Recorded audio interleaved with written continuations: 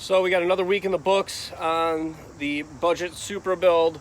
So I figured I'll do a little recap, what we got done this week and where we're sitting on our budget as of right now.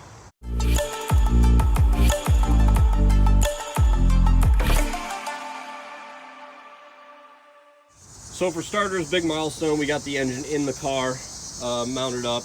Now everything is still kind of loose because we want to leave everything a little bit loose until we get the trans in. That way we can line it all up right and then snug everything down in the end. But we went ahead, we got our power steering line routed down to the rack. So that's situated. We do need to get a line to go from here to the reservoir still. Speaking of line routing, the regulator and fuel lines and all that are hooked up and finalized. We did pressurize the fuel system and there are no leaks and the system is working just as it should. We got lucky down here and the factory radiator hose fit right on perfectly. We the alternator charging wire lined right up. We went to the local pick apart, got a dual fan off of a Taurus on there. I think it was a Taurus or a Contour or something, but it's got room and that fan moves a lot of air. When we were at the junkyard, we actually tested that fan before we bought it. Pulled the drill battery out of my drill and hooked it up to it, and the thing works great. Wiring up here still, you see the big battery cable. The battery cable goes down to the starter, and then we have another cable off the starter that comes over here into this little junction for where all the factory power is connected. To save time and money, we just kind of bolted those together, taped them all up, zip tied it out of the way. Not the most ideal way to do that. I would never do that on a customer's car or something like my Mustang that I'm building, but for this, it'll work fine. You can see in the back here, we have the battery tray bolted down, so that's the battery relocation.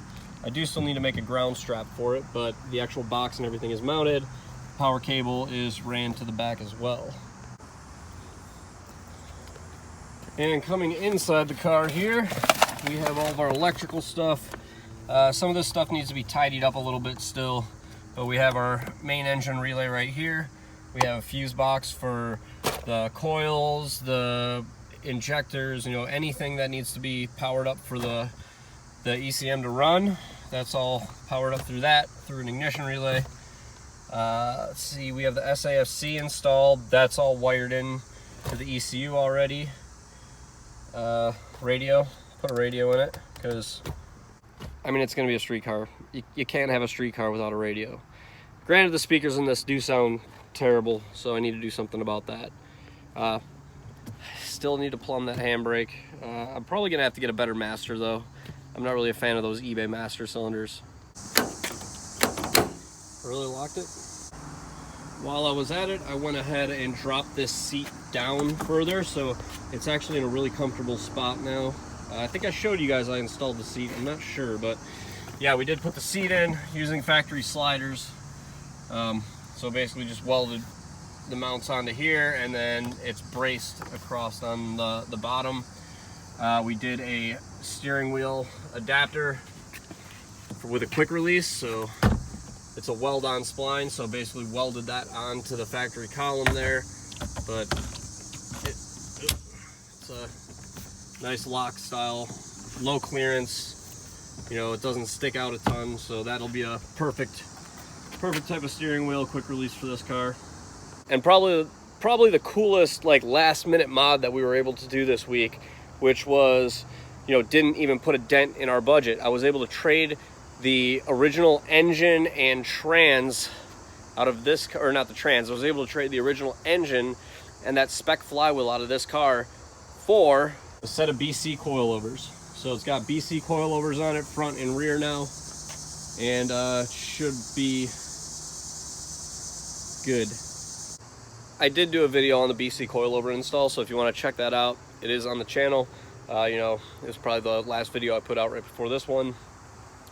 A couple other things left to button up. Still waiting on the hot side for the turbo. Once the hot side for the turbo comes in, that's getting bolted on, and then I can plumb all of the intercooler pipes. I do need to cut this throttle body down. It's got the traction control module deal on it, so I'm just going to chop that off there, weld a bead on it, and then that'll give me more room for that pipe, because you can see right there the clearance is not very nice, but if I can cut this back to about here, weld a bead on it, then I can move that coupler back, have plenty of room to come off there for the charge pipes.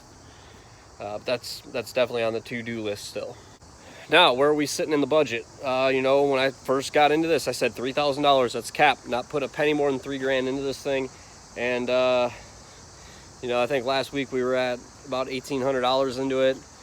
Right now, we are this close to having the car done, like this close, and we're at $2,300. So we are far under $3,000. I still need to buy the bell housing, but I'm getting a really good deal on that, picking that up next weekend. I mean, I think we're gonna make it with plenty of overhead to do, you know, basic things like brake pads, get maybe some good spark plugs for it, which I should do anyways, but you know, we got to get spark plugs, brake pads, maybe do some bushings here and there. If there's enough in the budget, I'll make some extended tie rods, build an angle kit for it. You know, I mean, we're coming in towards the final stretch here, and we're well within our budget, and I just can't wait to get behind the wheel of this thing and let it rip. So that's your pretty much the crash course update of what I got done in this thing this week, if you haven't seen any of the other videos. But that's going to be it for this one. So like the video if you liked it, subscribe to the channel if you're new, and follow the build along, and I'll catch you guys later.